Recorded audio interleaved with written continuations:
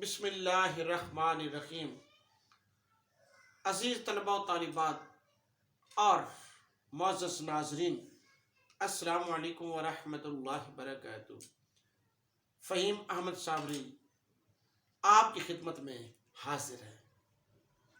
ناظرین، کبھی سوچا ہے آرزو، تمنا، جستجو، خواہش، ارمان ہماری زندگی میں کس قدر اہمیت کے حامل ہیں؟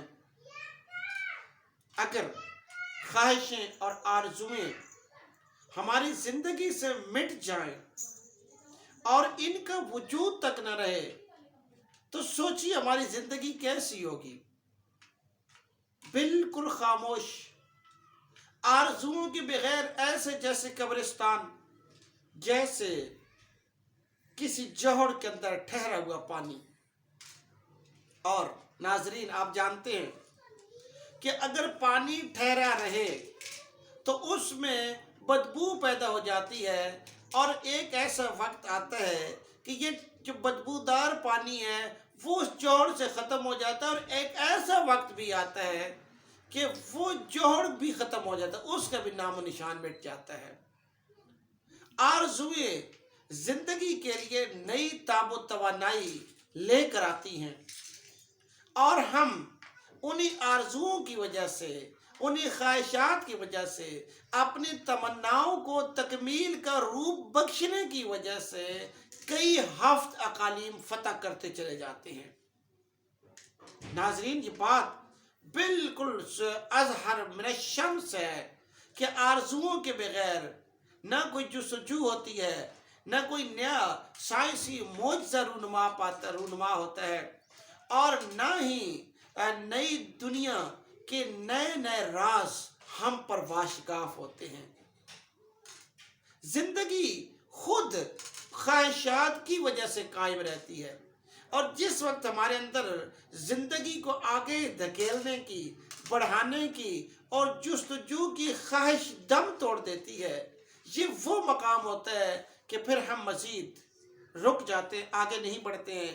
اور اگر یہ خواہشات اور تمنائیں نہ ہوتی تو شاید آج بھی انسان پہاڑوں کے اندر رہ رہا ہوتا، اسی طرح سے بکل کا بے لباس انسان ہوتا، کچا گوشت کھایا کرتا، اور اس کے پاس کچھ بھی نہ ہوتا۔ آرزویں آج زندگی کو اس مقام پر لے آئی ہیں، اور یقیناً یہی آرزویں اس سے اور مزید لامتناہی امکانات کی طرف ہمیں لے کر چلی جائیں گی۔ جنت کی تلاش رحیم گل ایک بہت خوبصورت، بہت شاندار، بہت زبردست ناول ہے۔ اگر آپ کو موقع ملے تو ضرور پڑھیے۔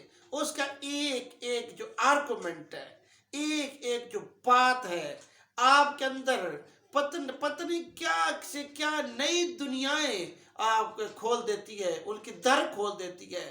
آپ ایک ایک لفظ کے اوپر، ایک ایک جملے کے اوپر آپ انجوائے کرتے ہیں۔ ناظرین، اس کا ایک واقعہ مجھے اسی آرزو اور خواہشات کے حوالے سے یاد آتا ہے۔ میں نے سوچا کہ میں آپ کے ساتھ شیئر کروں، اور جو انجوائمنٹ میں نے لی، جو حظ میں نے کشید کیا، آپ بھی اسے وہ حظ اور لذت کشید کریں۔ رحیم گل کہتے ہیں کہ وہ بلوچستان میں تھے، اور کسی مقام پر تفریح مقام تھا، وہاں بیٹھے ہوئے ہیں تو ایک انگریز بابا جی وہاں بیٹھے ہوئے تھے، کسی بینچ پر اداس، تنہا، خاموش، ویران تھے۔ انہوں نے اس سے پوچھا کہ آپ اتنے خاموش کیوں ہیں؟ آپ اتنے اداس اور ویران کیوں ہیں؟ تو اس نے جواب دیا، میری آرزویں ختم ہو گئی۔ حیرت کا مقام تھا، کیا بابا جی آپ کیا کہہ رہے ہیں؟ رحیم گل نے کہا کہ آپ کیا کہہ رہے ہیں کہ آرزویں ختم ہو گئی، جستجو ختم ہو گئی؟ تو اس نے کہا کہ بیٹا دیکھو، میں کسی فورن کنٹری میں، کسی ملک کا اس نے نام بتایا کہ میں وہاں پر رہتا تھا، میں نے اپنا بزنس سیٹ کیا، میری خواہش تھی کہ میرا بزنس پھیل گیا، پھول گیا، بہت زیادہ میرا بزنس جو ہے بڑا بزنس بن گیا۔ اس کے بعد میری خواہش تھی کہ مجھے بہت اچھی اور خوبصورت بیوی مل جائے، مجھے ملی۔ پھر بچوں کی خواہش تھی، اللہ نے بچے دے دیے، اور پھر پڑھ لکھ گئے، یہ خواہش کہ بچے پڑھ لکھ جائیں۔ پھر خواہش ہوئی کہ میرے بچے جو ہیں ویل سیٹلڈ ہو جائیں، ویل سیٹل ہو گئے۔ اس کے بعد میری خواہش ہوئی کہ اس کے باوجود میرے پاس بے پناہ دولت جو ہے وہ اکٹھی ہو گئی۔ اب میں اس دولت کا کیا کروں؟ میں نے جو چاہا، جو خریدنا چاہا، زندگی میں جو صرف کرنا چاہا، سب کچھ کیا۔ دولت اب بھی بہت ہے، تو میں نے سوچا کہ کیوں نہ میں پوری دنیا کے اندر گھوموں پھروں۔ چنانچہ میں آج ساری دنیا گھوم پھر چکا ہوں اور یہاں بیٹھا ہوں۔ میرے بیٹے، میری خواہش ختم ہو گئی، میرے پاس کوئی آرزو نہیں رہی مزید، میرے پاس کوئی اور خواہش نہیں رہی۔ اب میں کیا کروں؟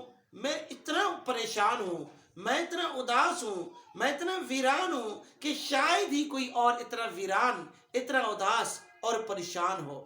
میری آرزویں ختم ہو گئی ہیں، میری زندگی کا مقصد ختم ہو گیا ہے، اور ایسا لگتا ہے کہ جیسے میں موت کا اب انتظار کر رہا ہوں۔ میری زندگی رک گئی ہے، میری زندگی ٹھہر گئی ہے۔